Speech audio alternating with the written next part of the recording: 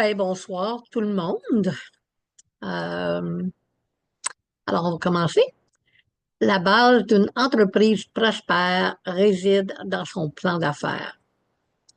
Alors, comme je l'ai dit depuis le début, c'est certain que pour moi, je crois sincèrement que pour avoir du succès, pour être euh, bien dans son entreprise, pour être capable de- d'envisager et de dealer avec toutes les petites choses qui peuvent arriver, autant l'agrandissement d'une entreprise que être obligé de la mettre un peu plus petite. Tu sais, des fois, on voit pas d'avance, on prévoit pas. Alors, avec un plan d'affaires, ben, ça nous aide à prévenir les choses qui pourraient arriver, autant les bonnes choses que les choses un peu moins bonnes. Et bien sûr, je crois aussi que ça prend vraiment un plan d'auto-soin. Alors, un plan d'affaires et un plan d'auto-soin, ça va de pair pour avoir une entreprise prospère. Alors, avant d'aller plus loin, on va se lever debout, on va fermer les yeux, on va prendre 3 grandes respirations, comme je vous l'ai montré depuis le début, juste pour se nettoyer, se débarrasser euh, de tout ce qui pourrait être mauvaise énergie, mais aussi pour amener toutes les belles choses qu'on veut, amener de la joie, de la paix, de la santé. Puis on se débarrasse là, du stress, des petits bobos, euh, des peurs, des peines. Euh, alors, ensemble, on va prendre 3 grandes respirations.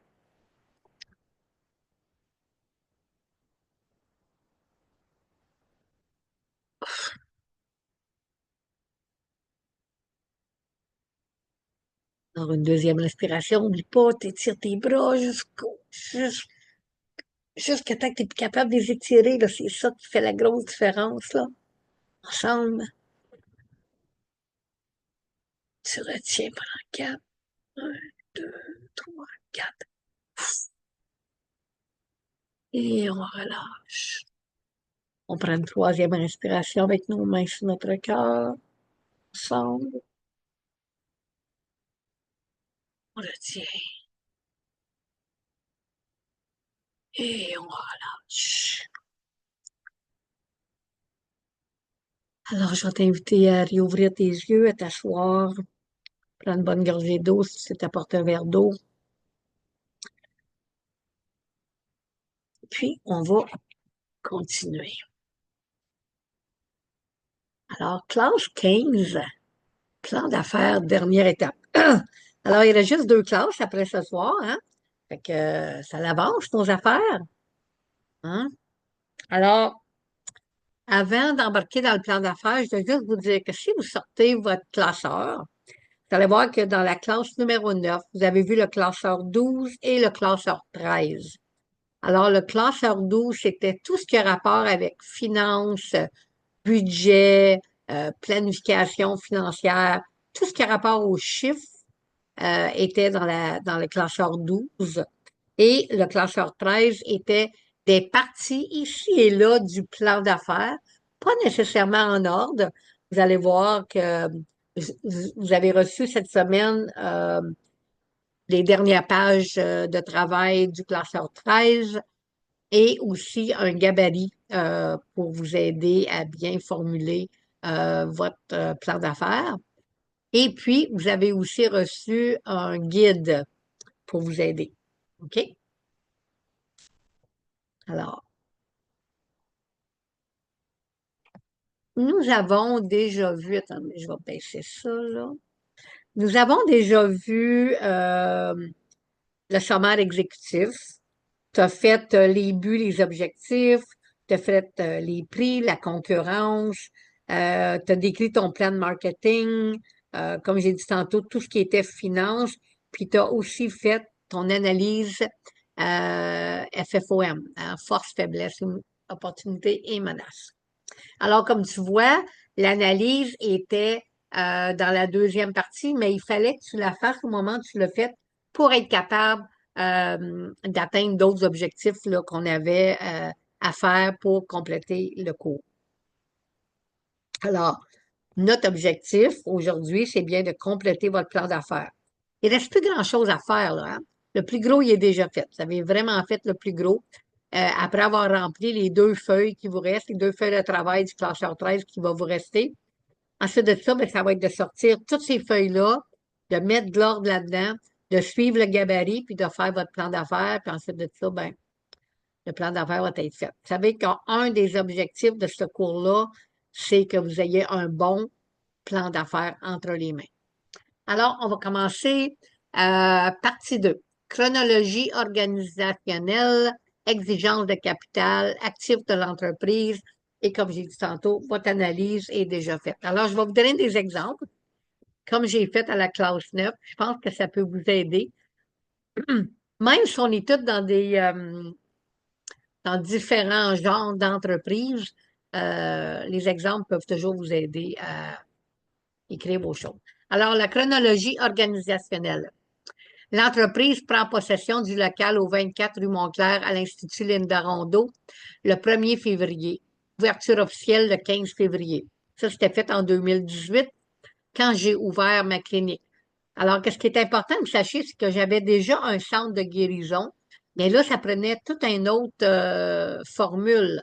Alors, j'ai refait un plan d'affaires. Hein. J'ai pas juste retravaillé le plan d'affaires que j'avais pour mon centre de guérison. J'ai vraiment refait un plan d'affaires. C'est certain qu'il y avait des choses que je peux me servir, mais pas grand-chose, parce que c'était vraiment complètement une autre mission, une autre province. Euh, Puis j'avais des nouveaux cours. En tout cas, il fallait vraiment que je fasse un nouveau plan d'affaires. Alors ça, c'était le plan d'affaires que j'ai fait en 2018. Alors, on continue. La clinique offrira une journée sans rendez-vous le premier dimanche du mois de midi à 17 heures et le troisième samedi du mois de 10 heures à 18 heures et ça pour le mois de mars, avril et mai et le troisième samedi de février. Alors, moi, j'étais pas à la clinique à temps plein. J'étais là sur rendez-vous seulement. À part, donc, j'avais décidé que le premier dimanche du mois serait une journée que les gens peuvent juste, comme un walk-in clinique, OK? Ils peuvent juste venir sans rendez-vous. Puis, c'est ça. Alors, ça fait partie de la chronologie organisationnelle. C'est certain que si tu travailles chez vous, ben, ça serait quelque chose comme euh, mon entreprise va opérer à partir de ma maison. Je vais avoir des heures fixes de travail ou ça va être sûrement ce rendez-vous. Comment est-ce que ça va être organisé ton affaire? OK? C'est important. Maintenant, les exigences en capital. Alors ici, je vous donne un peu de mes choses un peu personnelles, mais c'est pas grave, ça me fait, j'ai tout laissé juste pour vous donner des bons exemples. Alors, j'ai des économies, donc aucun besoin d'emprunt, ce qui facilitera le démarrage de l'entreprise. Alors, des fois, tu n'as peut-être pas besoin d'emprunt, mais peut-être que tu vas le prendre sur une carte de crédit, on va dire. Hein? Donc, ça, c'est comme un emprunt, là. Faut que tu dises, OK, ben, j'ai emprunté sur ma carte de crédit parce que c'est acheté à crédit. OK? Le loyer, alors, c'est certain que si tu opères de chez toi, tu n'as pas besoin de loyer. Moi, j'avais loué un local. Alors, le loyer est de 220 par semaine plus les taxes. Et il faudra au moins 2000 en avance en tout temps afin de prévoir le loyer de 2 mois à l'avance. Cela sera plus difficile durant les mois de l'été car je ne suis pas dans les écoles. Alors, à l'époque, j'enseignais. Le but serait d'éventuellement laisser aller les écoles du côté ontarien et juste garder le Western Quebec School Board et d'être en mesure de couvrir toutes les dépenses de la clinique strictement avec les argents de la clinique. Alors, c'est certain, je partais d'une autre province, j'ouvrais quelque chose de complètement neuf. J'ai gardé certains de ma clientèle, mais pas assez pour payer toutes ces dépenses. Hein. Donc, c'est certain que je travaillais pour m'aider à payer les dépenses de la clinique. Alors, il y aura toujours des contrats d'enseignement qui pourront payer pour les autres cérémonies et dépenses reliées et dépenses personnelles. Alors, ça fait partie d'un peu de ma vie spirituelle et ma vie personnelle. Alors, il y a eu un coût de 60 pour la pancarte extérieure payée au mois de novembre. Association et assurance responsabilité, 1300 Alors, Il y avait deux associations, plus mon assurance responsabilité. Ça fait partie un peu de tes coûts de départ que tu as déjà fait dans ton classeur 12. Cours en iridologie et livres, 3 500 $ parce que j'étais en train de prendre ce dernier cours-là. Euh, vous n'avez même pas commencé encore, je pense en 2018. Alors, mais ça me prenait ça parce que une des grosses raisons pour laquelle j'ai ouvert une clinique, c'était vraiment pour l'iridologie.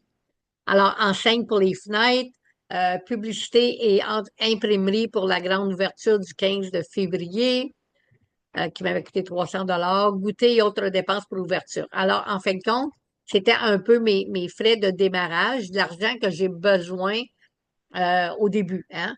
Donc, pour être capable d'ouvrir mon entreprise, j'avais besoin d'avoir au moins 2 000 $ dans mon compte pour être capable de prévoir 2 mois de loyer à l'avance. Toutes mes pancartes, mon cours qui s'en venait, être capable de payer pour mon ouverture, puis mon assurance pour les associations. Alors ça, c'est important. Si tu fais partie d'associations, si tu fais des choses comme des massages, si tu fais n'importe quel genre de soins, tu as vraiment besoin d'une assurance responsabilité. Si tu fais des conférences, tu n'as peut-être pas besoin. Alors, faut que tu regardes là, c'est quoi tes obligations par rapport aux assurances. On en a déjà parlé dans une autre classe de toute façon. Alors, ici, c'est les actifs de la société. Alors, qu'est-ce que mon entreprise, j'aurais pu marquer actifs de l'entreprise, là aussi. Alors, meubles, ordinateurs, accessoires et outils de guérison, 7 164 $. Inventaire, huile essentielle et autres items à vendre, 2 000 $. Items promotionnels, 1 200 $. Et la liste détaillée est disponible. Alors, votre liste détaillée devrait être attachée comme un appendix, un addendum, comme vous voulez l'appeler. Ça devrait être attaché à votre plan d'affaires. Alors, tu as déjà fait cette liste-là. Hein, c'est déjà tout fait. Alors, l'analyse FFOM, si tu sais qu'elle va, hein, si tu suis l'ordre du gabarit que je t'ai envoyé, alors c'est là que ça va, mais c'est déjà fait. Hein? C'est quelque chose que vous avez déjà travaillé dessus. Alors ça, c'est pour la première page. Tu vois, c'est pas rien de bien compliqué. C'est pas un gros travail là, cette semaine avec le reste du classeur. Le gros de l'ouvrage qui est déjà fait. Il s'agit juste de vraiment tout mettre ça ensemble pour monter votre plan d'affaires. Maintenant, opérations. Alors, les opérations journalières, excusez,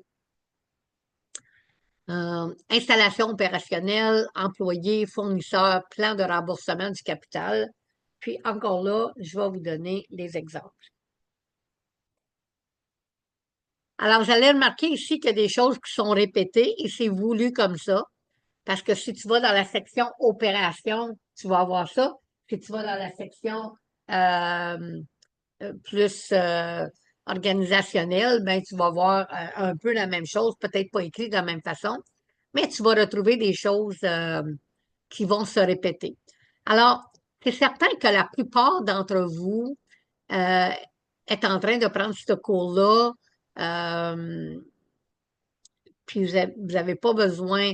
Votre plan d'affaires, là, c'est pas pour aller chercher un emprunt, c'est pas pour aller chercher des partenaires. En tout cas, pas comme c'est là, pas que je pense. Avec les élèves que j'ai, comme c'est là aujourd'hui, c'est ça. Peut-être que d'autres élèves vont se joindre plus tard et qui vont écouter les enregistrements, ça va être différent. Alors, un plan d'affaires, ça a plusieurs objectifs, hein, comme j'en ai parlé déjà. Alors, même si c'est juste pour toi, OK? Même si tu n'as pas besoin d'augmenter ta ligne de crédit, tu n'as pas besoin d'un emprunt, tu n'as pas besoin de partenaire, c'est pas grave. Tu fais la même job, OK? Ton plan d'affaires il est monté de la même façon. Alors, opération quotidienne. La clinique offrira une journée sans rendez-vous le premier dimanche du mois et le troisième samedi du mois, et ce pour le mois de mars, avril et mai, et le troisième samedi de février. Alors, vous savez, parce que j'ai ouvert le 15 février, alors il restait juste un samedi. Ouvert du mardi au vendredi sur rendez-vous et fin de semaine si nécessaire. Continuer d'enseigner dans les écoles. Alors, ça faisait partie de mon plan opérationnel. Hein. Installation opérationnelle. La clinique est située au sous-sol avec un espace office et espace guérison. Une salle d'attente est disponible et salle de bain, salle de lavage et cuisine pour les autres locataires de l'Institut. Alors, c'est une cuisine partagée pour tous les locataires. La même chose avec la salle de bain et la salle de lavage. Un grand stationnement et service d'autobus à la porte. Donc, facile d'accès. Possibilité d'offrir des ateliers dans mon espace et à l'étage aussi longtemps que l'espace n'est pas loué. Alors, moi, j'étais au sous-sol, un semi-sous-sol, on va dire. À l'étage principal, il y avait un grand local là, qui était libre. Puis, j'avais accès à ce local-là si j'en avais besoin pour donner des ateliers que j'ai fait à quelques reprises. Alors, c'était important de le mentionner ici. Une fois le local, une fois que le local a été loué, ben, j'ai juste utilisé mon espace. Puis un peu de l'espace public en bas là, que je pouvais quand même utiliser. Je donnais beaucoup d'ateliers à cette époque-là. Alors, employé. Il n'y a pas de besoin actuel pour un employé à l'exception des journées d'appréciation et portes ouvertes. Alors, que tu aies un employé ou non, c'est important de le marquer.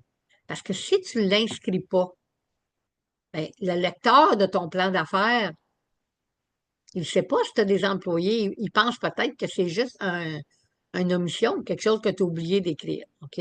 Alors, que tu aies un employé ou que tu n'en aies pas, tu le marques. Alors, moi, c'est certain que j'ai engagé 2 personnes quand j'ai fait ma journée de porte ouverte.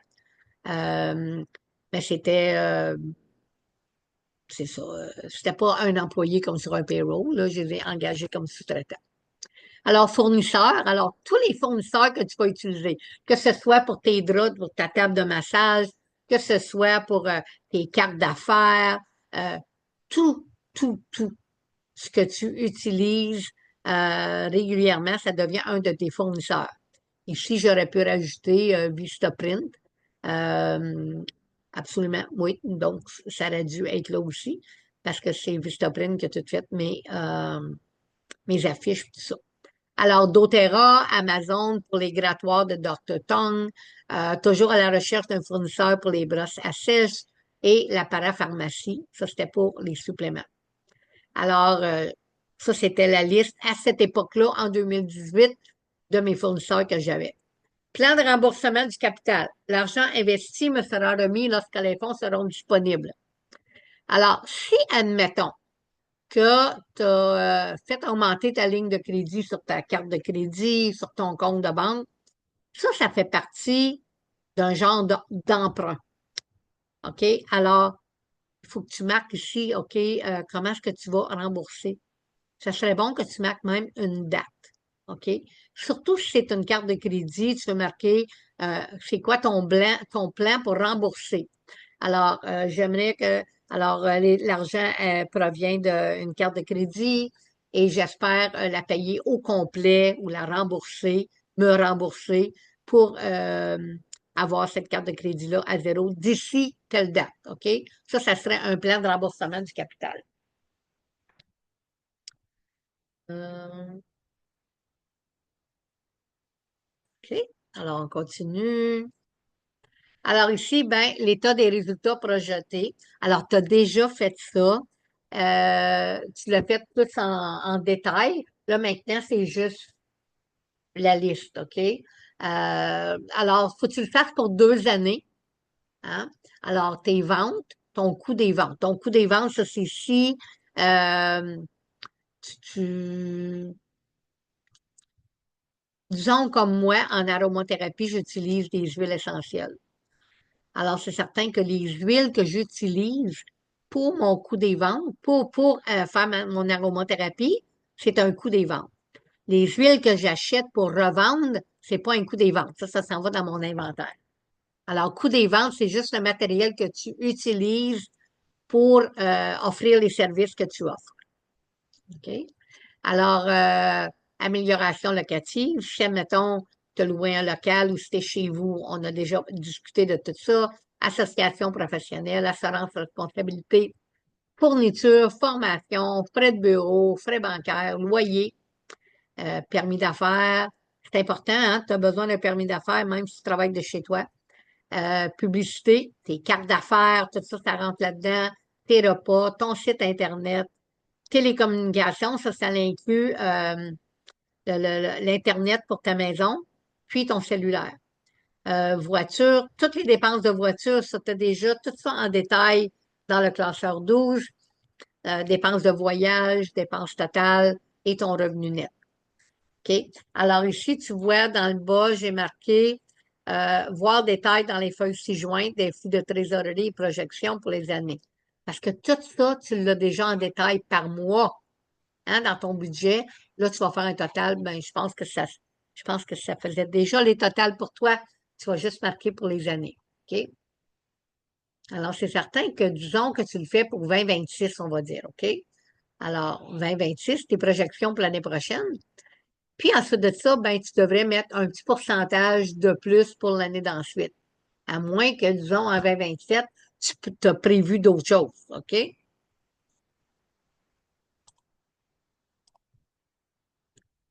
Alors maintenant, on arrive au plan d'affaires.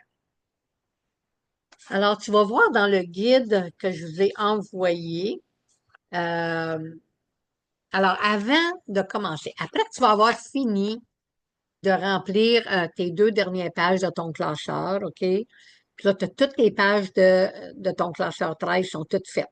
OK? Ton classeur 12, ton classeur 13 sont toutes complétées après que tu vas avoir fait les deux dernières pages qu'on a ici ce soir. Alors, là, j'aimerais que tu te prépares une bonne tisane. OK? Ou un jus que tu aimes ou un café, si tu es bouveuse de café, ça n'a pas de différence, mais une bonne tisane relaxante, ça serait plutôt suggéré. Tu vas prendre trois grandes respirations.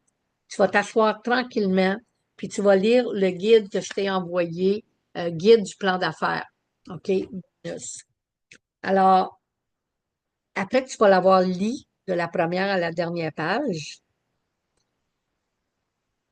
là, tu vas t'asseoir avec toutes tes feuilles, puis tu vas commencer à rédiger ton plan d'affaires. OK? Moi, un plan d'affaires, je le rédige à la main, puis ensuite de ça, je le mets dans mon ordinateur. Tu n'es pas obligé de le faire comme ça. Tu peux le faire directement sur l'ordinateur, c'est bien correct. Je vais juste te dire la façon que moi, j'aime préparer mon plan d'affaires. Alors, ça, c'est la page couverture. Alors, si tu regardes le guide, ça dit tout ce qu'il faut inclure dans la page couverture du plan d'affaires. Alors, le titre du plan d'affaires. Alors, moi, c'est un plan d'affaires de démarrage. Hein? Ça peut être autre chose. Ça peut être un plan d'affaires pour un tel emprunt, pour partenariat, peu importe. Je pense que la plupart de vous autres, ça va être un plan d'affaires de démarrage. Alors, le nom de l'entreprise, hein, Clinique Holistique Francine Payet, mon logo, mes coordonnées, hein, mon adresse courriel, la date que je l'ai faite, hein, c'est important que tu mettes une date là-dessus. Puis c'est un site web, ben, tu devrais aussi mettre ton site web. Tu n'es pas obligé de tout mettre les autres choses, là, page Facebook, page Instagram. Le site web, c'est bon parce que sur ton site web, tu devrais déjà avoir tous les liens vers tes pages. Si c'est pas fait, ben, tu devrais faire ça. Alors, en arrière de ta page, OK? Pas sur une autre page, mais sur la même page que ta page couverture. Alors, la page couverture, elle devrait vraiment être belle, là. Ça, là, ce que tu vois ici, là, ça, c'est une page, OK? Ça, c'est ma page couverture. En arrière de cette page-là, tu vas faire un exemple d'énoncé de confidentialité. Peu importe à quoi va servir ton plan d'affaires, tu devrais avoir ça. Peut-être qu'à un moment donné, tu vas le prêter à quelqu'un pour quelque chose, peu importe. Ça, c'est un énoncé de confidentialité légale qui a déjà été, tu n'as pas besoin d'aller voir un notaire, tu n'as pas besoin d'avoir un avocat. Ça, c'est déjà la bonne formule qui est déjà approuvée légalement. Alors, tu as juste besoin de changer, enlever mon nom puis mettre le tien. Alors, en acceptant ce document, le destinataire s'engage à préserver la confidentialité des informations qu'il contient. Il s'engage à ne pas divulguer, copier ou distribuer ce document en tout ou en partie à des tiers sans l'autorisation écrite préalable de la clinique holistique Francine Payet. Hein, parce que, hey, Tu en as de l'information dans ton plan d'affaires, OK? Alors, clause de non-concurrence. Le destinataire s'engage également à ne participer à aucune activité directement ou indirectement en concurrence avec la clinique holistique Francine Payet pendant et après la période d'évaluation. Alors, disons que j'emmène mon plan d'affaires à la Banque de développement de commerce. OK? Disons qu'il y a une subvention qui existe pour le genre de commerce que je veux partir, parce qu'un plan d'affaires sert aussi à ça, aller chercher une subvention. Alors, tu veux t'assurer que toutes tes idées, ils s'en aillent pas ailleurs, hein? Que la personne qui a lu ton plan d'affaires, il n'aurait pas dit, hey, tu parles d'une bonne idée, je pense que je vais faire la même chose. Hein? Donc, la clause de non-concurrence, je pense que c'est très important. Ensuite de ça, la clinique holistique Francine Payet se réserve le droit de demander la restitution de tous les documents et supports si nécessaire et le destinataire s'engage à respecter cette obligation. Alors, disons qu'à un moment donné, ça prend trop de temps ou tu veux juste avoir tous tes papiers, alors ils sont obligés de tout t'ordonner le dossier au complet. C'est ça que ça veut dire. Alors, ça s'en va en arrière de la première page. Ensuite de ça, ça, c'est ta première page. Là, tu as le gabarit pour toutes les autres pages. Ensuite de ça, ta déclaration de conclusion. Maintenant, ici, vu que la plupart de vous autres, c'est un plan d'affaires de démarrage, c'est pas pour aller chercher du financement, c'est pas pour aller chercher des partenariats. Alors, ta déclaration de conclusion, elle serait en la fin. OK? Mais si tu regardes ton guide, tu vas voir qu'il y a différentes façons de rédiger la conclusion d'un plan d'affaires selon euh, la raison pour laquelle le plan d'affaires a été fait. OK? Donc, si c'est pour une subvention, si c'est pour un emprunt, tu veux peut-être mettre ta déclaration de conclusion dans la même page que ton sommaire exécutif. OK? Mais c'est bien expliqué sur ton guide dans la deuxième page.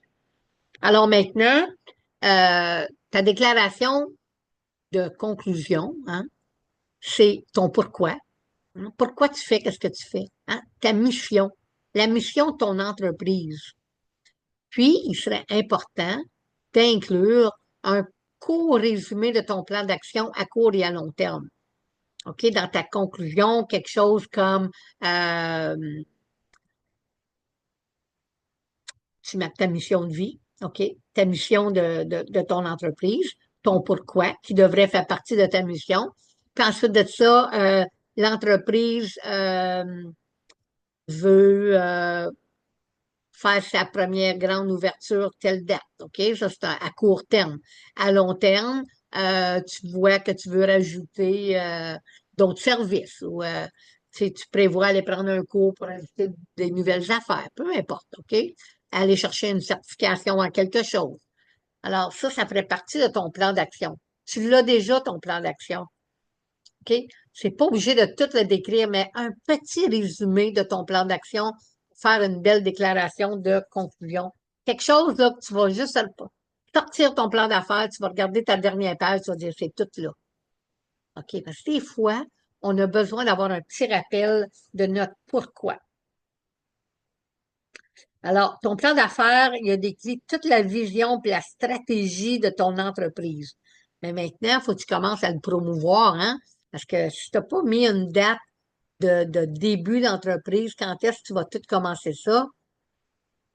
À moins que tu aies déjà commencé, mais disons que tu n'es pas déjà commencé là. OK? Puis si tu es déjà commencé, ben tu veux peut-être faire un genre de porte ouverte ou une journée officielle de réouverture ou de relancement ou peu importe c'est quoi tu veux être sur des plateformes, YouTube, Instagram, Facebook, tu veux vraiment, tu veux te faire connaître là. Hein, on est rendu là. On en parler plus la semaine prochaine, mais tu veux te faire connaître. Tu veux mettre en place tes opérations. OK? Alors, tu veux vraiment commencer, tu veux lancer ton entreprise. Alors, c'est certain que ton plan d'affaires, c'est quelque chose que tu vas te servir régulièrement. Chaque fois qu'il va y avoir un changement, chaque fois que tu ne seras pas sûr, c'est comme, tu sais, disons là, c'est ta fondation.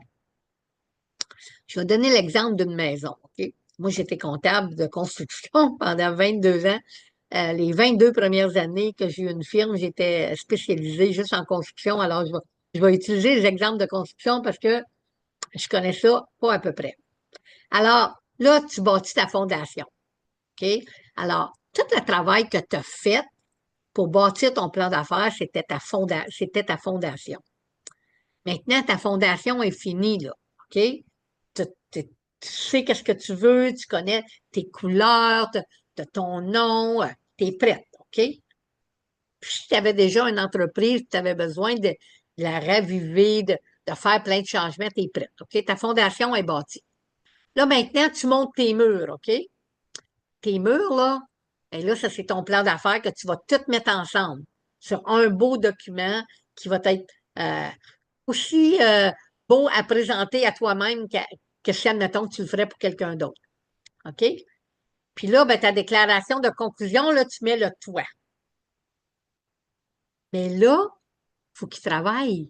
Fait que là, il faut que tu décores l'intérieur de ta maison. Hein? Ta maison est finie, elle est bâtie, là. Et là, il faut que tu y mettes des cadres, des petites choses, hein? Fait que là, il y a le temps que tu te fasses connaître, il y a le temps que que tu l'habites, hein? Tu vas habiter cette maison-là. Alors, tu sais, maintenant là, que tu as ton plan d'affaires, là, ben, tu vas faire quoi maintenant? Hein? Alors, je vais juste aller à la bonne page. Alors, tu vas avoir une page de questions fréquentes aussi que tu peux regarder dans ton guide. Je pense que c'est bien important. Alors, même si ton entreprise est démarrée, ça ne veut pas dire que tu vas arrêter de, d'utiliser ton plan d'affaires, hein? Parce que là, maintenant que ton plan d'affaires est terminé, ben, tu dois l'utiliser. OK? Alors, il est temps de passer à l'action en d'autres mots. Alors, cette semaine, ben, tu vas compléter ton plan d'affaires à l'aide du gabarit que je t'ai envoyé. Tu vas lire le guide comme je t'ai bien expliqué. Tu t'assois tranquillement dans une chaise bien confortable, avec une belle tisane, une petite musique en arrière si tu aimes ça comme ça. Puis lis ça bien tranquillement, OK? Il va y avoir des petits paragraphes là-dedans qui sont peut-être pas pertinents à toi, comme le côté financement, partenariat. C'est bien correct. Ensuite de ça, ben, tu complètes ton plan d'affaires, tu fais une belle page couverture, puis quand tu as tout fini, ben, tu me l'envoies.